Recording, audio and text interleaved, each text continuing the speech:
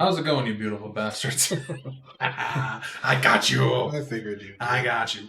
Welcome to the Resonance and Replay podcast, where we talk about things that resonate with us and you want to replay. He's James. I'm Dylan. This is episode 8. Damn, we 2 months into this shit. We are. Keep that out, future Clarence. I think we found out it was like 7 seconds, right? I think something like 7 to 10 seconds, something like that. That doesn't matter. We don't get monetized anyway. Although I don't know what it does to the algorithm. Not that the algorithm's doing us any favors now. So, episode 8. That's crazy. I know, right? We're a couple of weeks away from our first... the big one. The big one. I have a YouTuber that I watch where he always says, like, today's the big one. And I'm just like, but you've said that, like, literally every week about something. To be fair, I mean, for those that don't know, we record these a little bit in advance before release. We're recording this the weekend before Resident Evil 9 comes out, so time frame wise there. The next episode after this, I'm going to be either a broken man or I'm going to be a crack addict for Resident Evil Requiem. One of the two. Joke's on you. He's already a broken man. We were just talking about taxes. Yeah, we're all broken inside. But yeah, it will be a big one though. Mm-hmm. One getting to double digits, that's cool. Mm-hmm. That's exciting. And the next 3 episodes are pretty decent ones to say the least. We got some things to talk about today. We got whatever, either a rant or praise that I got for RE9 the Fallen one, and then our big double digit special one. So yeah, enjoy the next couple weeks, y'all. Yeah. Hey, do you guys like watching our podcasts every single week? If so, you should like and subscribe, and you can also check out our links below to see us on Spotify and see him do scary stuff on YouTube with playthroughs. And Twitch. And Twitch, yeah. There. Twitch first, YouTube second. And I'm on Spotify with music, and I do have a YouTube as well, just not as much content there right now. But anyway, thanks for checking out the videos and the podcasts, and I hope you enjoy this episode. We're gonna have a guest. Are we ready to say who we're ready to say? I'm pretty sure we've already said. Should we say, or should we just wait until the last second? I mean, they know who they are. They know who they are. Staring into your soul right now as you either listen to or watch this. Pretty active in the comments with us. So. Very active. Very, very much hates our opinions on Kingdom Hearts 1. I think that pretty much spoiled it. So you can probably just announce it. You get to go ahead. Yeah. In the comments, he's known as Cameron Diaz. In here, or am I thinking of his Twitch name? He has different names, but our boy Evan will be joining us episode 10. We're going to be talking about our individuals subjectively or objectively. We're still figuring that out.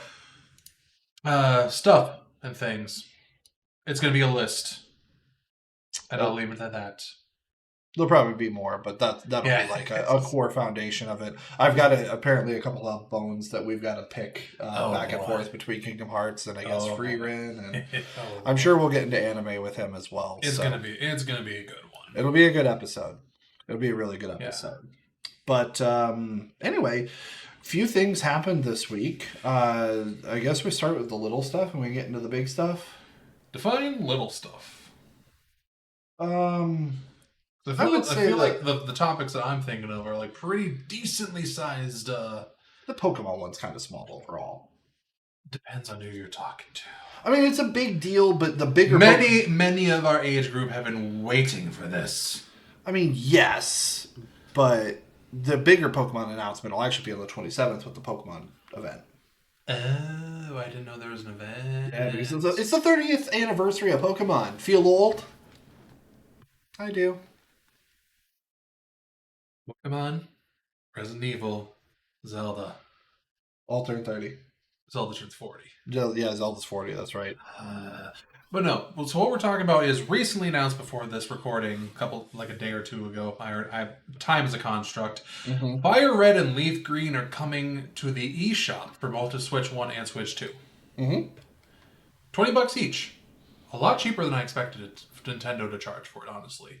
Yeah, well, and they're ports. Mm-hmm. Right? Yeah, they're just direct ports. They're nothing special.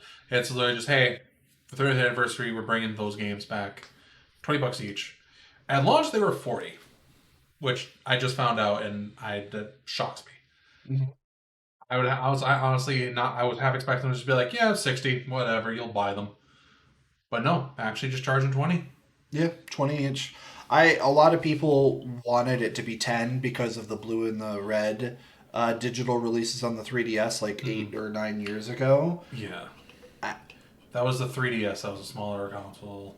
I mean, at the end of the day, I have a handful of people that I asked if they were going to pick it up because I'm excited. And I think that the Game Boy Advance was like the golden age of Pokemon. Like the Game Boy Advance. I got one sitting in my apartment right now. Yeah, the good one, the purple one. Yeah. But Ruby and Sapphire, and then the Leaf Green, Fire Red remakes. I think that was like peak Pokemon.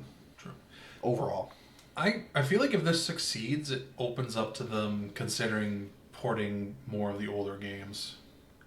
Maybe. The problem when you get to the DS games specifically, I'm though, still working on that, is the double screen. Yeah. There's a lot of rumors, though, that there's an attachment coming for the Switch. I've seen concept art of that. Obviously not confirmed, just random people theorizing in that. Well, it could work because of the fact they got that USB-C slot on top. Yeah, it could absolutely. Connect it right there. I mean, remember the old Game Boy Advance? It actually had like a shell thing with a light. Yeah. And it would I actually have the cover piece for my Advance. I think it's broken though. It just covers the screen at this point. Yeah. But yeah, then how the original Game Boy had so many different attachments, or was it the Game Boy Color that had? They both had a ton of them. Yeah. Like the magnifying glass thing, magnifying trying to make it bigger. And the light, and then the double A's would be dead within 2 hours. Oh my god. Nostalgia's a hell of a drug. Yep. I remember my first Game Boy Advance. I saved up like birthday, Christmas, and Easter money, and then I finally got. I think it was $70 is what I paid for my Game Boy Advance from Pamida. You remember Pamida in Wetmore? Oh my god! That's where I bought my Game Boy Advance from. We're ancient. There's nobody that'll ever see this video. Well, I mean, there's a couple of people who. Pamida wasn't just exclusive to our town. So I've never met a person who ever they thought it was some sort of cleaning thing. They're like, is that like Clorox or something? I don't remember Pamida being around that long back home. What did it change into? Didn't it change into a Kmart for a second? Might have been. I don't. It changed so many. It's poor decision. Yeah, it changes so many different things. Now it's a tractor. I didn't pay attention when I was back there. Anybody from hometown, tell us what Pamida became. I don't. It's been a minute since I've been home and paid attention. So, but yeah, no, it's like I remember I had the like semi see-through like the clearish one, the translucent, or whatever. Yeah, I think I either got that for my. When did it come out? 2000 is when the it came Advance. Out? Yeah, the original Advance. It was maybe 01? Yeah, so I either got it for my. I think I got it for my 8th or 9th birthday. It was either 01 or summer 01, summer 02 that I got mine. Because I remember having my birthday March 2001. Okay, so it was my 8th birthday. Yep. I just remember being at some hotel at a swimming pool, and then my mom just being like, "Oh, here you go," and I'm like, "Yeah." Oh, for your. Was it at the Days Inn that was kitty corner? Yeah, I think so. Because I don't think the American was there yet. No, it was not. It was not one of them. It was something else. God, my childhood's a blur at this point. The older I get, the less. Your birthday's in July. Why'd y'all go to a pool? I was single digits. I didn't make the decisions. How dare you? I just did what my parents told me to do, like a good little boy. But then no, she was like, "Here," and I was like, and then I didn't get a single like first party game. It was just some random wrestling game. Like this is thanks. Mom didn't give me any of the Pokemon games, even though I asked for Pokemon games. I mean, I was still grateful. Yeah, But then I wanted the SP, and they're like, "Nah, you're old enough. You don't need the handheld stuff." I'm like, "No, Father, please. I'm a gamer." I think I bought the Game Boy Advance and I bought Pokemon Yellow. I wanted that deep red.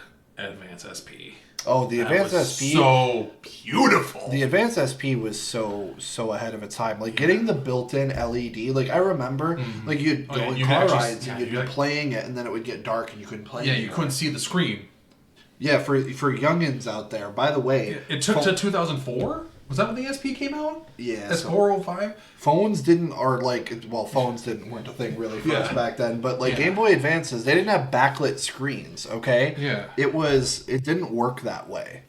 So you needed a little device, or you needed to turn a light on in the back seat of your in your car. Meanwhile, our parents were like, "No lights on." Oh yeah, even though apparently that's not a problem to drive with those. Yeah, it just drove them nuts, which I kind of get. Candidly, it's a distraction, but still, it's like you're driving with a child. You're going to be distracted anyway. Yeah, I'm just saying. Dude, I remember before things had like really good brightness control, like doing on the school buses, like it would be really weird and bright on the bus because people had like portable DVD players and stuff like that. You know what I want to see? A child that has never seen a manual like window lever. Just be like, all right, you gotta roll down your window. Where's the button? Haven't you seen that? And they'd be like, manual labor? No, pay me to roll this window down anyway. There's videos on like TikTok and stuff where like the gestures have changed over the year, and it's like going to your like 20-year-old kid and like your 14-year-old kid and be like, all right, you're rolling down the window. How do you like? You're gonna mime it. How do you do it? And like the young kids, they do this, and then like everybody else is like this, or it's like how do you answer the phone? Yeah, or yeah.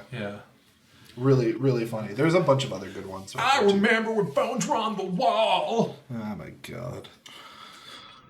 Oh, that terrible dial-up noise when you were on the internet. Oh.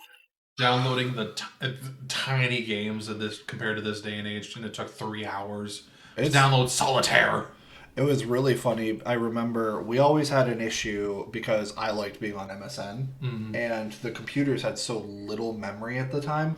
My mom played a lot of Roller Coaster Tycoon on the computer, and there wasn't enough room for both MSN and Roller Coaster Tycoon. So a decision has to be made here, child. And I am the parent. Every day is final. During the summer, I would uninstall it and install MSN every day while she was at work, and then reinstall Roller Coaster before she got home. Did it even save any progress she did back in the day? Yeah. Okay. I don't know. I was never I played Clue. And that was about as much PC gaming I did as a kid. Like the on-disc Clue. On PC? Yeah, there was like a Clue game. And it was like you watch your people go to rooms, and then when you describe like, oh, they used a knife in this room, and it would show an animation of them using the weapon to kill, I forget who the person is that they kill in that game. It's been so long since I played Clue, but it's such a classic board game. Animation scared me because Mr. Green would use the rope and he'd like literally hang you and you go up into the rafters, and you don't see a body. It's just like FPS view, and you just see him looking like going. That's crazy. It was the 90s. I'll show you a clip later when we're done. Kind of like the Yamcha in the Kame house. What about Yamcha? Dark. We can't spend another 20 minutes quoting the Bridge series in this episode because that's what it was in that one. But Infidelity, folks. Fire Red and Leaf Green. They come out the 27th after the presentation, if I remember correctly. It's like right after the presentation. Yeah. So go ahead and do that. After you check in on me streaming Resident Evil 9 all day Friday. The 27th? This comes out after, so it doesn't matter. On the 27th? Yeah. Oh, okay. We might... Oh, yeah, you're not going to want to live stream that event because I'll probably live stream the Pokemon Direct because Gen 10 is rumored to be revealed. And at this point, you'll already know. Yeah. So, yeah, that's why I consider it kind of small news by the time this goes up. I swear to God, if you pop in when I'm streaming and you go, reminder, you'll kill Leon, I'm going to hurt you. I won't be doing that. Thank you. Yeah. Because you'll see me going, I know where you live. No, you don't. Who said I live here? Who said this is my place? Who says I'm... Well, this is the last episode of Residence Replay. I'm getting the fuck. What's that called? Squatters' rights or whatever? I'm squatter. Don't even. Yeah, I'm just a squatter here. Yeah, that was small details though. I mean, it's super exciting. I'm gonna play it. The most notable thing that I saw that is You kind mean you of get fire red or leaf green? probably leaf green.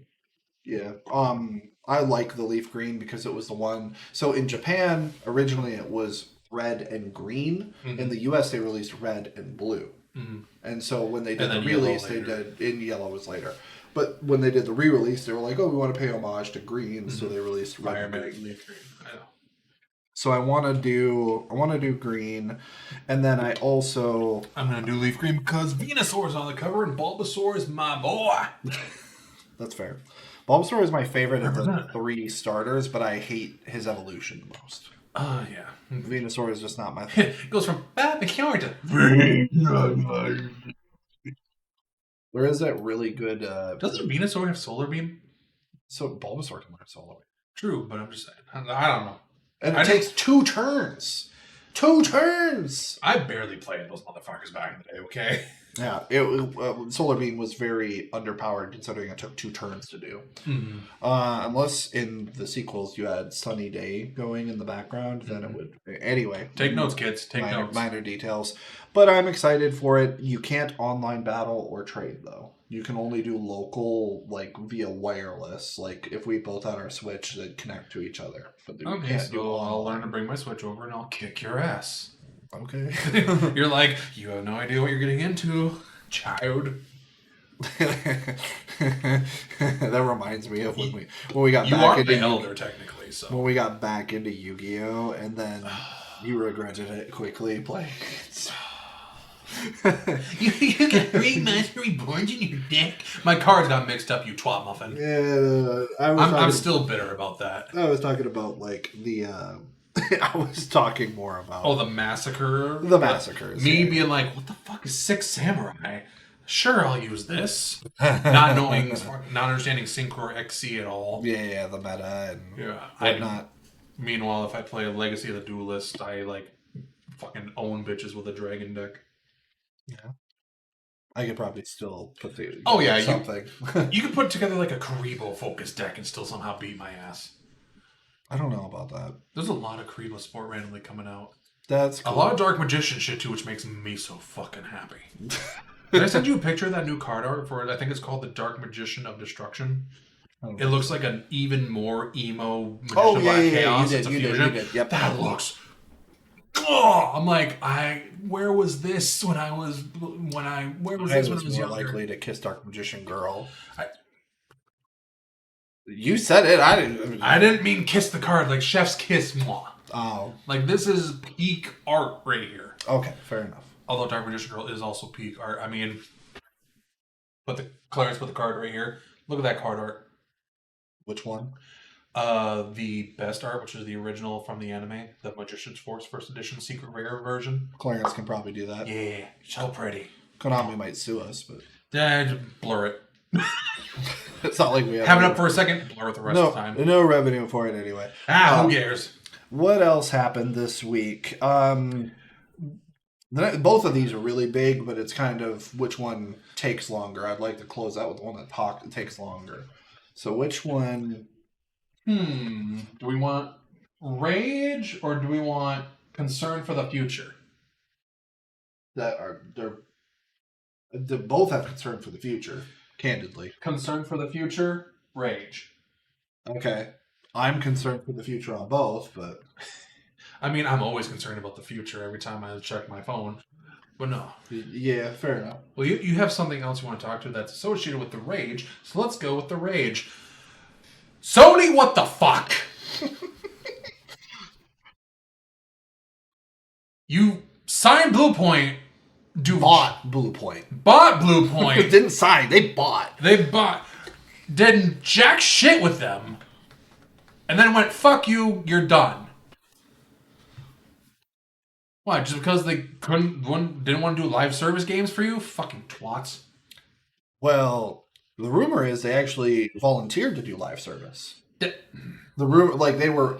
So the more and more that's come out about this. So Bluepoint Studios, what he's referring to, was bought by PlayStation back in 2020 or 21. 21. They released the Demon's Souls remake, which did extremely well. A lot of hardcore Demon Souls fans apparently hate it. Really? I learned. I looking into it. They're like, "Oh, it doesn't recreate the soul of Demon Souls." I'm like, Yeah, but it's also the worst of the Souls games in my opinion. So I don't fucking care. I still played it. It was, in my opinion, fantastic. Watch you. It's like you want to play the butt looking original. Go right ahead. And it controlled terribly, didn't it? Yeah, it was dick. Yeah. But no, they also did the remake of Shadow of the Colossus in 2017, which everyone appreciated and loved. I'm gonna live stream that again eventually because I never finished it the last time I did years ago in like 2019. Mm-hmm. Back when I just had my PS4, no webcam, just got crazy after my 4 a.m. shift. I was like, oh, this clock is just bullshit. But no, they did a fantastic. It's like they did a fantastic job on the remakes. Like if they wanted, like we're in the era of remakes. We talked about it in the last episode. We thought we were literally talking. Did we talk about it in the episode that hasn't been released yet, or did we talk about it in the State of Play episode? The State of Play episode. Okay, so we did talk about it then. Yes, we thought they were cooking. Yeah, we literally said they must be cooking something big. Yeah, we literally said that, and then cooking their fucking releases. But it's like we're in the era of remakes, whether we want it to be or not. If Sony wanted to make more remakes, Blue Point could have just been their fucking remake farm. Yeah, easily. Yep. I know I saw some things online where people had said they were reaching out to devs anonymously and trying to see, like, because the thing is, they've been radio silent since the Demon Souls remake. Yeah. So we don't. In 2020 launch title, Demon Souls remake. And we don't know what they've been working on because nothing was ever announced. It's not like they were. Reportedly, they were working on a God of War live service game that got canned. Yeah. Because everyone was like, because when that got leaked, everyone was really like, who the fuck asked for that? And then they canned it shortly after, everyone being like, what the fuck? I definitely wouldn't have wanted that. So no, nobody was asking for live service God of War. No one. Unfortunately, not Herman Hulse specifically, but the prior CEO of PlayStation was all about that live service junk. What was his name? Bim Ryan? Jim Ryan, the king twat. Yeah, Jim Ryan. That's right. God, not a fan of what he was doing, and I felt like it basically created 3 to 4 years of Sony having to re-look at their entire pipeline on how they want to do things. What? Okay, we're 5 years and some change into this generation. What has been Sony's like top 3 best not PS5 like first party games?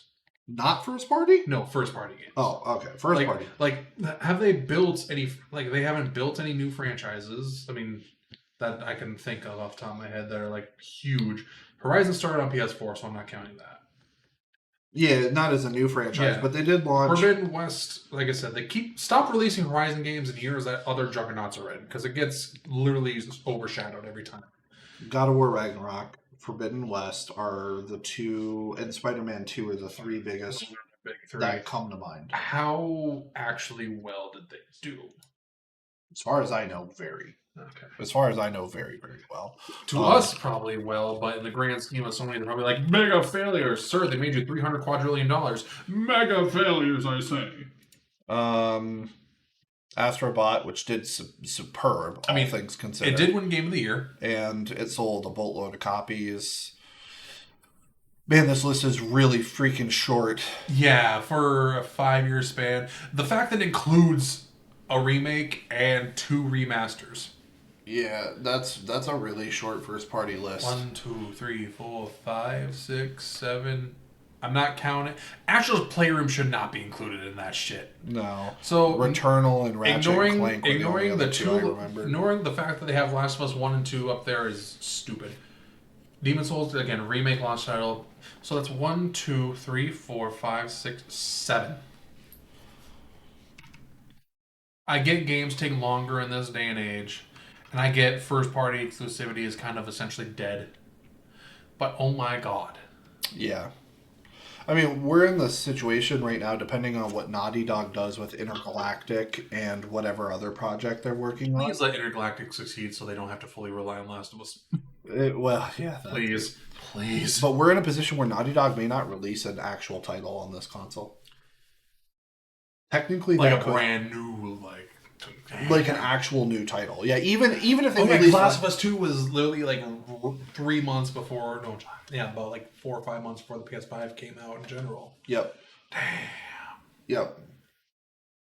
Even if they released The Last of Us 3 on the PS5, I'd count that at least as a new release. Yeah, because, or an Uncharted whatever. So they've released no new titles in the entire generation, and I would argue they are Sony's flagship company. Technically, I did miss Ghost of Yotei, and we got Marvel's Wolverine coming out later in the year. Oh, yeah, That's still less than 10. That's still less than 10. Like, big name titles. Yeah, why does that list not have Ghost on it? Because this was before Ghost even came out. Oh wait, no, as of February 2020. So they didn't update that. Yeah. That's a shame on you, whoever we looked at. God, I can't wait for Wolverine. There was also Helldivers 2. Okay, we might just cut that whole segment. Yeah, Clarence. Okay, that was just a terrible list. Oh yeah. Okay, so at least there is a little bit more. Unless that was saying these were the biggest ones. Which they might be, but I mean... Miles Morales was a launch. It was a launch title. But it was like a short, just a... It was an interim story. Yeah, like a... Stellar Blade. Stellar Blade. Lost Soul Aside, that was that weird motherfucker that was like... It was not super... Yeah, it was basically Forspoken. Kind of like, apparently. Yeah. Yeah. Okay, yeah. So we can add in Ghost of Yotei, and Stellar Blade, but it's kind of a 10-year-old game. Yeah, they just remastered it. Okay, so the list was close to complete. Yeah, but still, it's like nowhere near what we would expect. I need to get into the Little Nightmares games, and I need to play Silent Hill F. I am so behind on so many fucking games. Yeah. Well, that's adulthood, though. You're forever behind. You either have money to play games, or you're in debt and forever behind. Or you have time, but you don't have both. Yeah, anyway, so with PlayStation buying Bluepoint, everyone would have assumed they were doing some sort of remakes or something because they've done quality work. Nothing, and then they shut down the studio. Bloodborne was right there, Sony.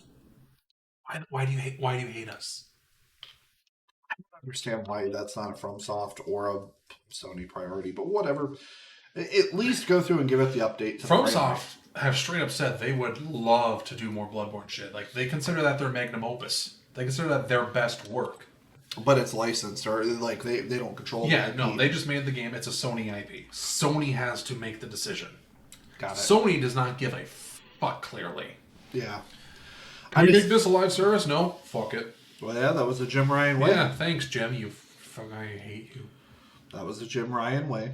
Oh well, I guess I don't know. Like, so Bluepoint shutting down it's really weird because what would they have been working on for so long that they said let's just cut the losses? Because the only way you get to that type of critical failure is that they must have developed like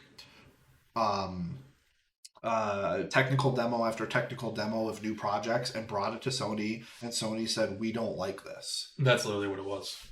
But Bluepoint kept bringing pitches to them left, right, and center, and Sony was just like, nah, fuck you. But if that's the case, if you don't like any of the ideas they're bringing to the table, then give them something and make them make it. Literally, it's like that. You bought them for a reason. You clearly saw talent in them. Why the fuck do you let them sit there for years? Yep, that makes no sense. So we can understand why they went out of business per se, and like Sony has to dissolve them if they don't release anything in 5 years. I'm starting to get convinced the Bluepoint purchase was a counter to Microsoft starting to, because that was that era 2021. That was the era of like Microsoft and Sony buying up companies. So I'm convinced that was them just buying them so Microsoft couldn't have them. But there was no need because they already signed all the exclusivity rights. They already had exclusivity on everything they made practically.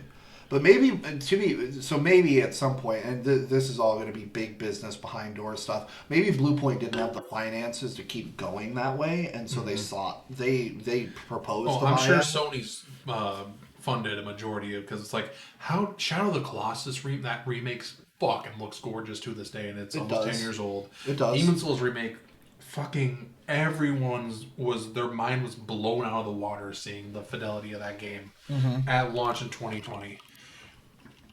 God, Resident Evil. I have so much Resident Evil on my mind, it's ridiculous. I'm just trying to see what other games. Like a list of what Blue Point's made. There's Shadow of the Colossus. Demon Soul. I know that's not the only things they did. They did the Uncharted Nathan Drake collection for the PS4. So they were literally the port team, like the remake and port team. They did Gravity Rush. Okay. Flower. I don't know what that is. They did Titanfall. No shot. That was Respawn. They must unless they must have been a partner studio. Yeah. The Vita. All-Star HD. So they're mostly known for ports and remakes. Yeah, they did Shadow of the Colossus HD, and they did the God of War remasters. But yeah, like you said, that makes no sense. We're in such a remaster heavy culture of games because they're safe. They're safe. They're lower budget because you don't need to make decisions. You just need to make the game. You know what they could have had them do? Chrono Trigger. Well, besides that, Kingdom Hearts 1 remake. Have them work with like Naughty Dog, and then whoever does like Ratchet and Clank or something. Like allow them to work with the teams that made like the original like mascot era. Yeah. And have them do like a remastered trilogy for the PS5 of those games. Fucking $30-$40, people would buy that shit. They could have partnered out like Infamous, Ratchet and Clank, Jak and Daxter, Sly Cooper. Yeah, cause I'm sure Blue Point and Naughty Dog would have worked together on like, hey, yeah. They would have crushed all of those. Yeah, they could have easily done all that shit for you. You would have made money on that for easy work. Like, I don't understand these companies anymore. Yeah, I don't know. I mean, again, to be fair, all they care about right now is artificial intelligence. If they would have brought over and said, like, all right, you have after the acquisition, it's like, okay, you have a year to create, say, 3 different project tech demos and pitch them to us, and we're going to greenlight one of them, and then they hate them all. Like, let's say they were all just that bad or didn't pass the bar, whatever Sony's bar was. Then you say, okay, we're going to, because we can't afford to just pay a studio to run for years and years without anything in the pipeline, we're going to hand you X project. Go do. Maybe they did that, but maybe they still missed the bar somehow. I just don't believe they missed the bar. What bar did they set? It's like I don't know. These companies.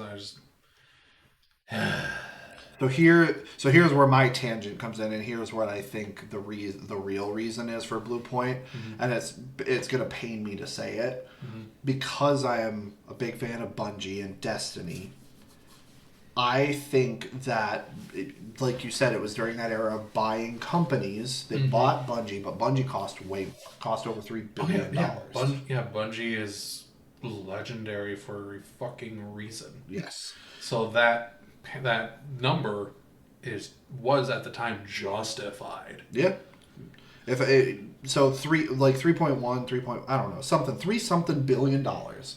Right, but they had also just bought Blue Point, and they had bought a couple of other studios too. Because I don't know. Correct me if I'm wrong, but Insomniac wasn't actually originally a PlayStation property. They had just done exclusivity. They just worked with them on the exclusivity rights. They had bought all these companies, and none of them have bared. Like, of the 11 companies, 4 of them have shut down, and Bungie has been unfortunately on a very bad trajectory since 21, roughly. When did Sony buy Bungie? 21, 22. It was a little, somewhere. 21, 22. I think 2021 was the big year, because wasn't that it takes years for these acquisitions to take place. That was when like all the purchases were happening, if I'm remembering correctly. Yes, a lot of it had to get cleared through like FTC and stuff. I'm pretty sure that's when the Activision purchase from Microsoft happened too, which was like tail end of the year, because Evan and I talked about it when he brought back his Etchy and Chill podcast back then. Yeah. Which was fucking insane. Like, jeez. And at the time, we're all like, yeah, we're going to have such good games. Oh, look at us now. Yeah. Well, it's crazy. I think that they were looking at both Bluepoint and Bungie right now are both money holes in a bad way because Bluepoint's not releasing anything. Whatever the reason, I think Sony is wrong probably on their reasoning, but whatever. Bluepoint's not making any money. Bungie, Destiny is basically, it's literally in its worst position that it's ever been after the final shape, which was a great DLC, a great culmination to the 10-year story of Destiny. But then it felt like we had nowhere to go, and the roadmap's been soft. When did Destiny launch? Destiny 1? 2014. 14, 15? Oh, God. We're old. Yeah, I started playing Destiny. I played Destiny, and this podcast is having me do midlife crisis at 32. Because we're talking about all these games. It's like, oh, yeah, that was what? Yeah, 2015, 2014. That was 12 years ago. What's really funny is Evan actually used to play Destiny religiously. I remember he was huge in Destiny. Yep. And then Destiny 2 launched, and I think it killed it for him because vanilla Destiny 2 was really bad, and then the first two expansions were really bad. Then Forsaken literally saved. 2017 was a rough year for games because that was Battlefront 2, Destiny 2, and Shadow of War all around the same time. They all were huge flops for Battlefront 2 because of the. We also had Forbidden West and Breath of the Wild, and that was the beginning of the year. But still, end of the year is when these happened. So for second half 2017 was abysmal. First half 2017 was. Yeah. But no, just I think because of the money pit right now. So Bungie is working on Marathon, which is their extraction shooter, and that had a terrible reveal last year.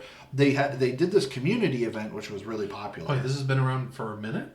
They revealed Marathon about a year ago through a community event. And the first game, they did like a open alpha in June, and it got ripped apart. It was clunky. It looked terrible. There was an art scandal because somebody who had uploaded hundreds or something images online of like an art style, you could clearly tell that they were copy and pasted, and so it became a huge art scandal because that artist wasn't credited or paid for any of it. They had to go back. They've since paid this artist and got them taken care of, but because of all the layoffs that were happening at Bungie, the person who pulled all those documents to use as like reference points, that person was let go during the layoffs or something, and so they never had properly noted, hey, these things came from this place. So once they started looking through all the data they had, they're like, oh, these are cool, we're going to use these, but they never knew where they came from. They thought the artist made them themselves, even though they were taken. So it just turned into a huge mess, and that got blown up negatively. So Marathon's been trying to rebuild itself ever since then, and they've done a lot. But basically, Marathon might be I think that right now they had to choose between Bluepoint and Bungie, because if Marathon doesn't sell a boatload of copies, Bungie as a studio will be next, I think, personally. Which is the crazy thing about. But Bungie doesn't have the manpower to support Destiny and Marathon. Like right now, Destiny, they have something called This Week at Basically, Destiny. Marathon has to succeed for Destiny to have a chance of continuing. Yes. Either that or Sony will have to go in and say, this is what's going to happen. We're going to take complete ownership, and we're going to have to fund you, and we're going to have to make all the decisions, and we're going to have to kill something, whether it's Marathon or Destiny. We have to kill one or the other, and it's the only chance of keeping the studio around. But considering they're bleeding money, I don't know how long they've got to get it right. And normally we have a Destiny expansion in June every year. That's kind of been where it's been falling. They just delayed the mid-season patch 3.5 months. It was supposed to come out in a week. They delayed it to June, and it's just a mid-season patch. Normally that's when the next expansion would come out. We normally would have already pre-ordered collector's editions or the game, seen the reveal, known what the general narrative is for the next expansion. We would have already had all that for Destiny. And it's literally been radio silent since November. Like nothing. Their community manager, DMG, is a really good dude. And he basically can't say anything because, whatever they're doing, it either is so big that they need to basically go back to the drawing board and redo everything, or they're basically fighting Sony to keep the lights on. It's one or the other. I don't know which it is, and it's kind of scary. So I think that maybe the idea, close Blue Point so they can save some of the money loss. Marathon will inject some cash back into Bungie. Whether it's a lot or not, I don't know. But it'll inject some cash back in, enough for maybe Sony to justify keeping the lights on and let them get one more crack at it. Mm-hmm. And then they need people. What if they take developers from Blue Point and shift them over so they don't all end up jobless, and shift them over to Bungie? And then say, now you've got enough people to work on 2 games. That's my theory.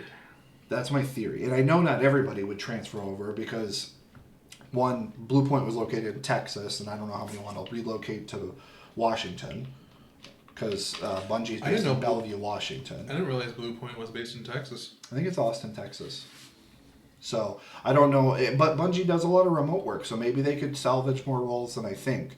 But that's my thought. That's my theory to try and keep Bungie alive, because in the next 12 months, I could see Bungie being next. Unfortunately, they are probably the closest to being next. And at that point, like, Tony's having fun for gaming. I mean, we've seen it with like that last state of play. Maybe it's finally going to pay off from an acquisition point for other companies, because there was a lot of good stuff coming. I mean, I cannot wait to play Cock of War.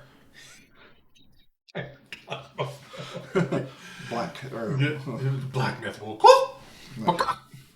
Black Cock Wukong, whatever. Black Myth Wukong. Yeah, the fact that was like the highlight of the state of play for me was like outside of the God of War announcement. But man, it's crazy because of all of this exclusivity stuff and Sony's dwindled partnerships. I mean, you're down to Insomniac, Naughty Dog, Santa Monica. Who else is really left with Naughty Dog as far as those big PlayStation? Guerrilla. I guess. No, but Guerrilla hasn't done Jack Squad either, and they've got this. We talked about that. These 2 Horizon games that are neither one. Guerrilla's only doing one. The mobile one's not being done by Guerrilla, and that's the one that looks more like Horizon. Yeah, that's the one that actually looks like a PlayStation 5 game. So I don't. The worst part is, we got to root for the really weird-looking one to succeed, so they have the money for Horizon 3 whenever that happens. Well, as long as Herman Holst is the CEO, he's never going to let Guerrilla go down, because he came from Guerrilla. He was the CEO of Guerrilla. Oh. He's never going to let that die. Wait, so the guy that ran Guerrilla is now the new Jim Ryan? Yes, that's why originally. How did they determine that shit? Well, a couple of years ago, he got promoted. Was he a developer first that became a CEO, or is he on the suit side of gaming? I don't remember if he was a developer first, but I think he was a director or something, and then he went up to the CEO of Guerrilla. We'd have to fact check this. Because Jim Ryan was just straight up like, I'm here for money. Yeah. I do not care about games. Yeah, Herman Holst does come from the gaming side of things to some degree, and that's why I thought he wasn't a bad pick. Originally, but clearly things are not going. At least they're still dealing with the aftermath of Jim Ryan, though. That's true. We're still recovering from that era. That's true, because a lot of those projects are breaking down and they're not even getting released, and they were just money pits. Concord. Need I say more? Concord. Thanks, Jim. Yeah, Concord. The Last of Us multiplayer game was the God of War live service that was rumored, never confirmed.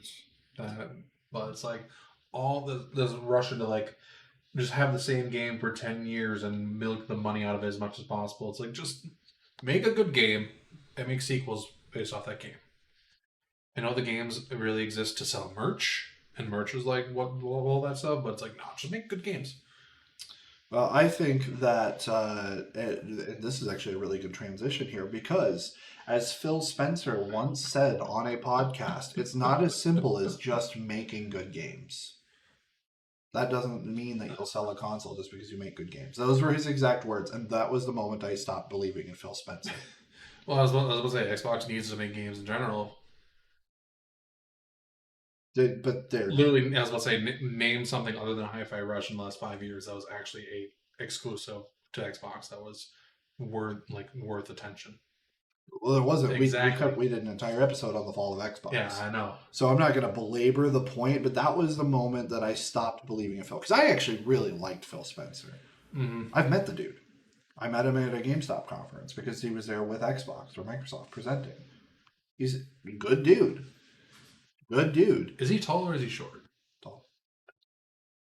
I don't know if he was Or going is to be. that the other guy? Yeah, I was about to say he's not. I've met a I was about to handful say- of people from Xbox. I was about to say, is he an us or is he a Todd Howard? He's not a Todd Howard. Okay, so okay. Oh, Well, Todd Howard's correct only me if like I'm 5'. wrong. Todd Howard's only like 5'5". I met two bigwigs from Xbox. One during the year that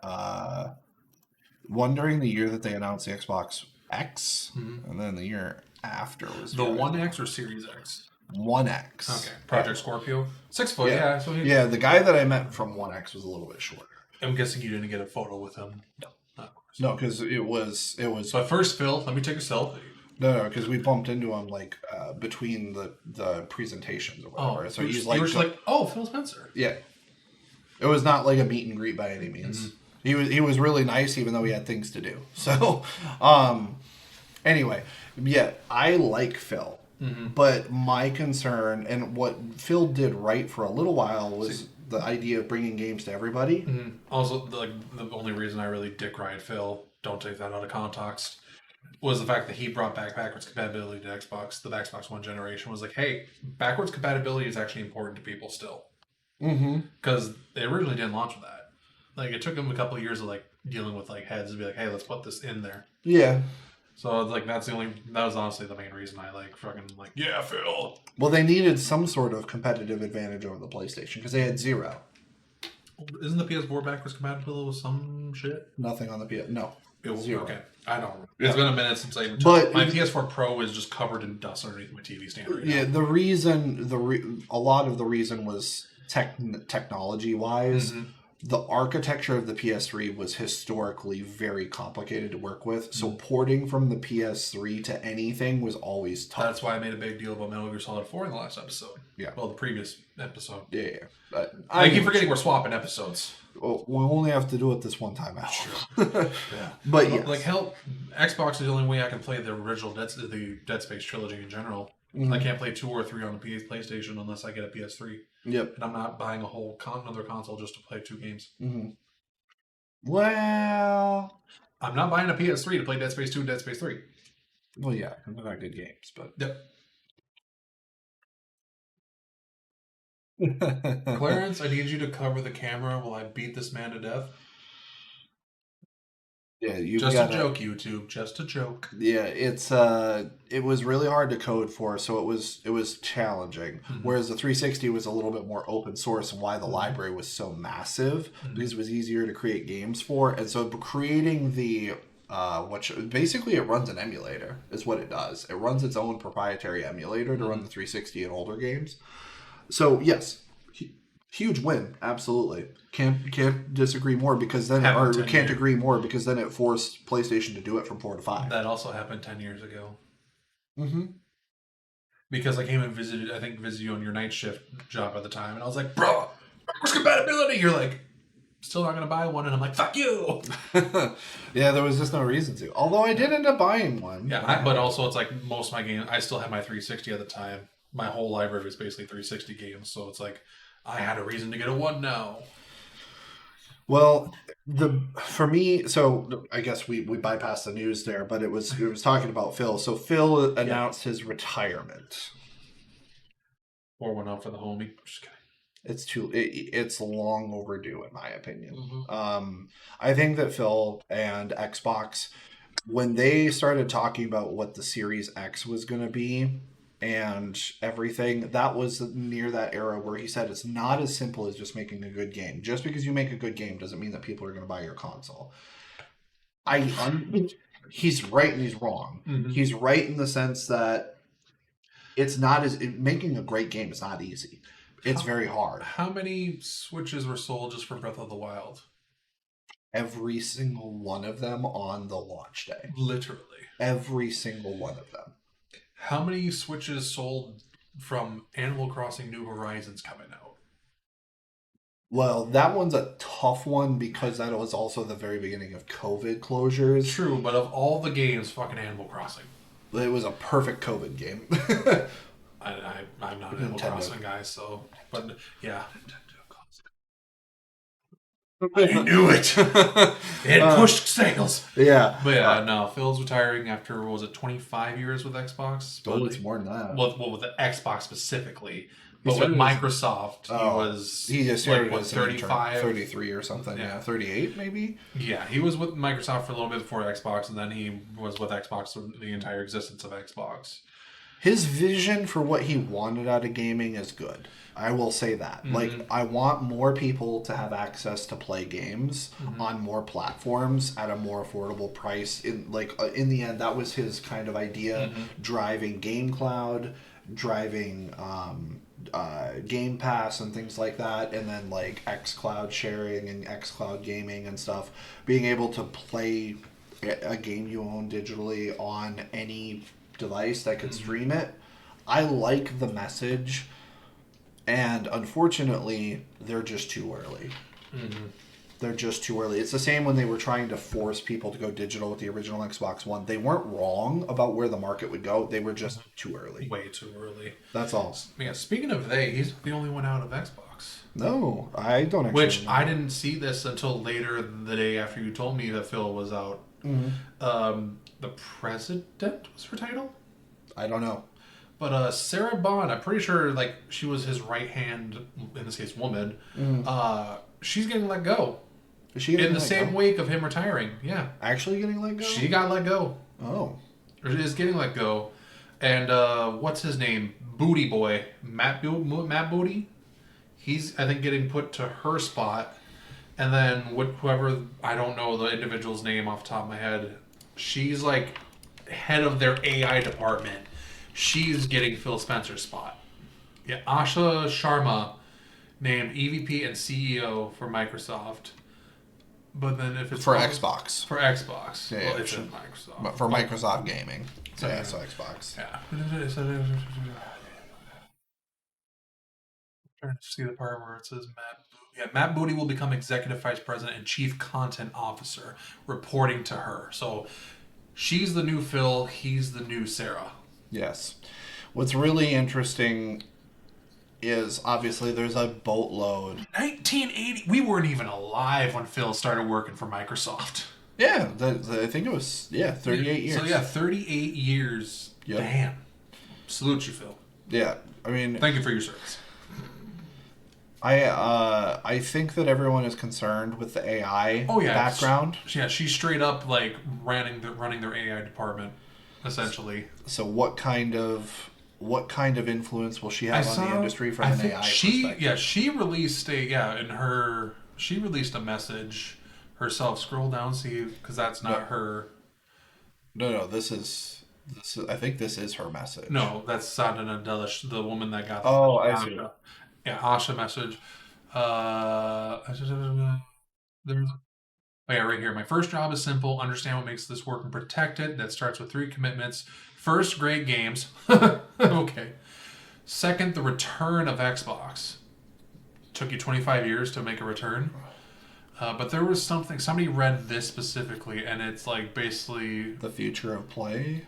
like her basically being like, we're going to do our, as monetization and AI evolve and influence this future, we will not chase short-term efficiency or flood our ecosystem with soulless AI slop. But do you believe her? No. I don't believe any corporate mother truckers these days. That's my question. Like, The next 25 years, I don't see Xbox being here in 25 years. I don't see any of us being here 25 years, but that's a different topic. yeah, that's dark. Darkness, my old friend. I don't believe that they won't. I mean, I like the statement. Mm-hmm. Games are and always will be art. Say it louder. Crafted by humans and created with most innovative tech. Yeah. It's the right idea. So here's the thing. It's like, look, we're at a point, AI is here. AI is going to be around. We can hate it as much as we want. Just don't let it be the sole focus of everything pushing forward. Mm-hmm. Like use it to tweak a couple things, but don't use it as your driving force. That's like, because it's like, I personally hate AI, but I understand it's not going to go anywhere anytime soon as long as these corporations are like investing quadrillions of dollars into it. This is the part around her statement that is really interesting to me is the part around the return of Xbox, the recommitment to Xbox fans and players who've invested with us for the past 25 years, and to developers who build the expansive universes. Blah blah blah. We will celebrate our roots with a renewed commitment to Xbox, starting with consoles, which has shaped who we are. So. Our next console is $1,500, and Game Pass is now $100 a month. I would find it really interesting if they went down the route of dumping Game Pass. I would not be surprised, because that was a Phil Spencer thing. Right? It was part of that, hey, everyone can play anywhere. Like, yeah, they were trying to push that. It was Phil and Sarah. They're both out. Yeah. And that's the thing. I think that, so if you really wanted to double down, I've been imagine saying, all these people that have like fully like gone into Game Pass and like their entire library is just Game Pass games. Sucks to suck. Yeah, they're gonna be like, what? Well, I mean, they don't own any of it. They don't own any of it, and they know that. Unless, like, the only way I can see them is like, hey, we're getting rid of it. We'll give you like 1 week, like massive discounts to get whatever games you want off of it in the meantime. Yeah, because like they can't refund people money back that they spend on just for Game Pass. Yeah, no, because Game Pass is just a straight up license essentially. However, it's the fact they combine Xbox Live with Game Pass, so it's like you're gonna have to re-separate that if you're gonna get rid of Game Pass. I think that there'll always be a part of Game Pass. Yeah, like they just won't have as many games. Because it's the same. PlayStation, outside of its bottom tier, does that now too. There's tons of games that you can download and play for free every month. But I think that they need to get back into the core. So if they do what she says she plans on doing, I want to see how they do that, because it's going to be expensive to do what she's saying. Oh yeah, they're gonna the next 5 years are gonna be interesting. The next 5 years alone are gonna be interesting. The biggest thing will be what they do with Game Pass and this rumored $1,500 PC hybrid console that they're working on. Well, the console and stuff, that pricing is going to be so subjective to the tariff situation, which as of recording this, there was a ton of tariff news, and I don't want to get political on here, but it sounds like that a lot of that might get rolled back. Please. So that who knows? Tariffs are one of the reasons RE9 didn't get a collector's edition in the US. And that's why they released two $200 statues that look like they're $100 max for both. Yeah. There's a lot that goes into that, and again, we will not be a political channel. We will be a gaming political, but we will not be political. That's not our place to. I don't think. Anyway, he's fun to make fun of, though. Anyway, oh boy.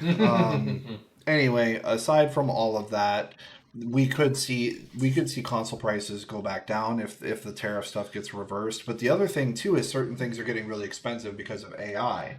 RAM specifically is through the roof because AI is so aggressive on the RAM. This is why I've given up on getting a PC ever, because I'm like, I can't afford even just a basic ass PC. Yeah. That's also due to bills. So yeah, I mean that's can't pay my bills. Can pay my. That's a whole other thing. I work 2 jobs, damn it. I know. So, and still scraping by. Anyway, I think that if she is committed to making great games, it doesn't matter if the Xbox is there or not. Candidly, it doesn't matter. But if you make great games, you'll get funding. They have to do something massive to get. I feel like their like approval rating is like probably almost the lowest it's been. Of first-party games, it's the worst Metacritics on every. They don't really have first-party anymore since they're popping up on fucking PS5. Halo's going to PS5. Gears of War is already on PS5. Well, that's actually a really good question. Do we see them pull back on that? Because that seemed like it was kind of a Phil thing. Halo going to PS5? Well, I think that anything they've already committed to coming out will come out. Well, it's like that Halo remake, I guarantee, is going to be on the Xbox as well. Obviously, it's not going to be PS5 exclusive. Oh, God, no. That's a Halo remake. Yeah, it's on both. But I'm saying, right now we know about Forza 6, we know about Fable, we know about Gears of War, we know about Halo, all coming to PlayStation. But do we see them, with her in charge, do we see them stop releasing on PlayStation again after this year?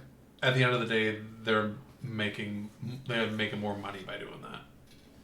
Unless they have an insane turnaround and get insane console sales, I will never see them have a console exclusive game again. What if they put out like the highest caliber of AAA first party exclusive game? If it sold like 100 million units, okay then. But it's like I feel like their approval rating is like people just don't trust Xbox anymore. They don't. No, 100% they don't. But I'm Series X has sold worse than the One, which had the worst launch, like lead up to it, of any of the generations. Mm-hmm. The Series X should have blown the One out of the water. Should have. Should have. Maybe. After the the Xbox, but it also had COVID going against it. True. Like it wasn't even available for the first 6 months. They were for the PS5. But PlayStation kept the production high as they physically could. Xbox didn't. They played it safe. They didn't want to have units that didn't sell. Meanwhile, there's motherfuckers still going, yo, you're gonna release that game on the PS4? You're gonna release that for my 2013 launch PS4? Sounds like a jet engine with the games, but hey, it's still gonna run on that, right? No. Get fucked. You've had 6 years to penny pinch. No, I'm not gonna get into it. Yeah, I mean, for somebody who lives on a budget, I get it, but I also don't get it. I think that we get so critical of like the upgrade conversations in gaming, even though there's the like pretty substantial jump. I will say delay this generation, like the next generation change. For sure. It probably should be. They're already looking into delaying because they've already talked about like, 2027 might be when we see both these new consoles. Apparently Sony's looking at maybe delaying it to like 2029. I'm like, please do. There's no world, I believe, that we see consoles next year. No world. Well, before the Microsoft change, Phil and Sarah were hell bent on the next one coming out next year. That would make 0 sense to me. A new console makes 0 sense at this point. It would make negative sense to me, especially when you're in the position where you're already like losing so heavily on your consoles. That makes no sense. Because it's like every console generation before this one, we saw like massive jumps from launch to like year 5. Like visually everything, to where it's like, they're actually they're starting to get the consoles to its max capabilities. Yeah. And that's why they do the next console generation. So these games just don't destroy these consoles. There's not been that much of a jump in these game qualities from 2020 to now. No, I don't think we'll ever see that again, though. Yeah, because it's like that's why this generation I feel like can last longer than the other ones, unless there's such an insane jump unless there's such an insane jump within the next 6 months here. There's no need. No, it makes it easier for the developers to make the games themselves. It's not that the quality of the games would increase. It's that by giving them more hardware power to work with, they don't need to optimize the game as much to get it within the boundaries of performance that you want. That's the only reason to upgrade at this point, unless they come up with some new technologies like the one with storage that you were talking about. Yeah. Maybe you would need a special type of, I don't know how that would work. But that would be cool. That's the only reason I'm like okay right now with like the Switch 2, because I know a lot of people are like, was it needed? It's like, how many more third-party games can run properly on a Switch 2 compared to running on the Switch 1? I mean, a good amount more, but I still think that they under-delivered on the Switch 2 performance-wise, personally. I mean, it wasn't going to run like a PS5 or Series X. But it could have. It would have been $600. They could have. Nintendo is stingy on the way they do pricing. Nintendo is historically the only one that won't sell a console at a loss at launch. Everybody else loses money on their first run of consoles because of the cost of R&D and the initial runs of production. They lose money on them, and then they get it back. Wait, did they make money on the Switch consoles? They've made money on every console they've ever sold. The Switch at launch was $300. They made money on every console. How cheap was each console? Like $250? But they don't believe in selling a product at a loss. They don't believe in it. And it's not part of their marketing. Well, they sold a loss on the Wii U, that's for damn sure. No, they made their money on the Wii U. They didn't make enough. They definitely didn't make enough. But like the console itself was still a net positive. The Wii U still makes like 13 million. Holy shit. But yeah, no, back on Xbox. they're gonna have to pull a rabbit out of their ass to turn it around at this point. They need like the next juggernaut thing to happen. What if they somehow pulled together? If they turn it around, I will applaud them and worship the ground they walk on. What if they somehow had like a GTA 6 caliber game that they made exclusive? Like when I talk, like, and obviously they're never going to get the rights to GTA 6 exclusive. But what if they self-developed their own game that was on that scale of excitement? Again, it had to have to be insane to draw people back to Xbox to begin with. Because like the only people that are playing Xbox at this point are the loyalists. The only reason I still have mine is, one, I still have majority of my Xbox library and games that are on the PlayStation. I play on that. And two, for the thing I gotta do with my little brother in April. Yeah. Which, well, that's not relevant to this. But yeah, oh god, I gotta schedule that so that doesn't conflict with this. Yeah, we'll figure it out. We will figure it out. But overall, big changes in the gaming world this week. With studio shutting down, Pokemon about to hit its 30th anniversary. I may rip that footage and I may put some of it at the front end of this episode, depending on how big the Pokemon Direct is. I may do that. We'll see. It's the 30th anniversary. I expect it to be. I mean, unless, barring they remake Blue, Red, and Yellow, which I doubt they would. It makes no sense if they're going to port Red and yeah, I was about Green. to say. Yeah, so that'd probably be the biggest thing they could do at this point, besides Gen 10. The biggest thing for me would be to remaster, remake Silver and Gold, because that was the absolute. Were those pinnacle. The other Game Boy games? Gen 2 Game Gen Boy 2's Game. Silver and Gold are the penultimate Pokemon games because they are the only game that allowed you to go to 2 regions. You got to play both Gen 1 Were they colored like Fire Red, Leaf Green, or were they like the original Blue Green? Okay. Yeah. Well, they were somewhere in the middle of those. Maybe those, like I said, like maybe they'll port those, since Fire Red and Leaf Green are remakes of the first gen. Yeah, but you can go play the Kanto region, the first region in those games, so I don't see it happening either. They could maybe do Gen 3 because the Omega Ruby and Alpha Sapphire remakes were arguably some of the best remakes they've ever done. These are on the 3DS though, right? Yes. Yeah, but that's if they ever do DS games, they're just gonna have to redo the menu or add next or yeah. Well, I mean, they do love their accessories, so $100 screen. But then how do you play it on the TV? You can only play them on the go. They wouldn't do that.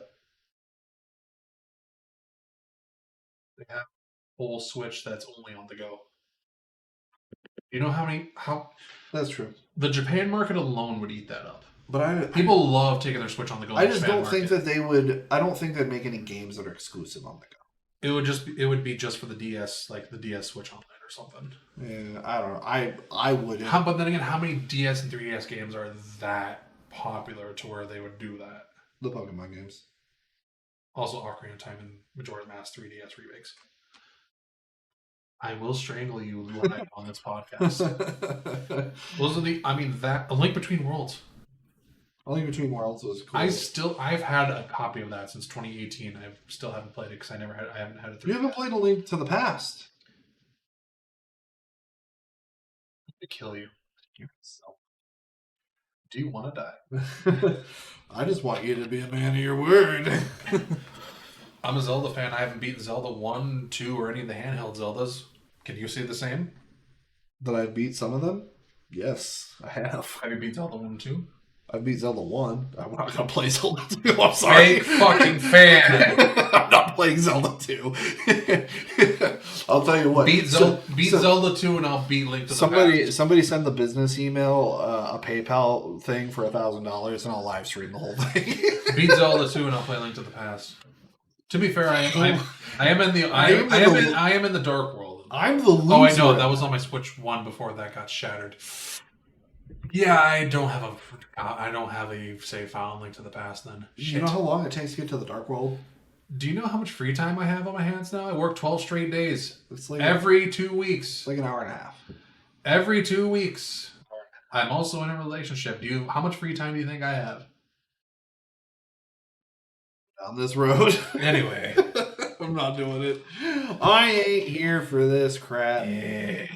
But I don't know if I've got much else this week. I mean, it's a big week in gaming, but we also were thinking about toying with some shorter episodes just to keep it a little more palpable. Yeah, that's a discussion for later. Well, I was just going to say, like, this one technically is. Oh, yeah. Like, this would be like a rough concept that I talked about. But yeah, no, the next, like I said, this is before RE9 comes out. So the next episode you'll see after this, that'll be RE9 heavy, for sure. I think we'll almost... That'll be RE9 and Pokemon episode. Because the Pokemon thing happens the same day as RE9. Yeah. So those will be probably the two main points for episode 9. And then episode 10 will be the guest episode with Sir Evan. Yeah, I think that'll be fun. Yeah, got a good couple weeks ahead of us. I'll bring a pillow so I can take a nap while you're just. I'm just ranting here and there. All right, the Huda virus and this person. Who the fuck are you talking about? I don't know. I will just make sure that I look up every controversial take I can find. He's gonna troll me in the comments when I'm streaming that game. I swear to God. I might. Don't do it. I'm gonna be streaming it all day. I mean, this comes out after the fact, so already did it. But yeah. Or did you? Oh, fuck yeah. I'm literally getting up because it's like I gotta beat it before we talk about it. So I'm gonna be streaming like that Friday. I'm getting up at like 6 a.m. and all day. I'm definitely not gonna be in your. I got 6 a.m. But I don't expect anybody to be. I just gotta beat it, and then have content for uploading to YouTube. That's. Check out the Arclay Red YouTube channel. It's where I put all the VODs semi-edited afterwards. That's commitment. Good for you. Ari's my franchise. That's like the only franchise I would do like a full day stream for. Yeah. If I stream. So next episode, I'm either going to be really pissed, really depressed, or somewhat content. No, you just covered all three of the things you could be. That's wild, dude. Tune in next week to Dragon Ball Cook. This has been the Resonance and Replay podcast. Thank you all for tuning in. Make sure to catch up with us in our socials below, and we will see you guys here real soon. And please let us know what type of tier lists or what type of top lists would you like to see us debate with our guests. Let us know. Thanks, guys. Deuces. Right.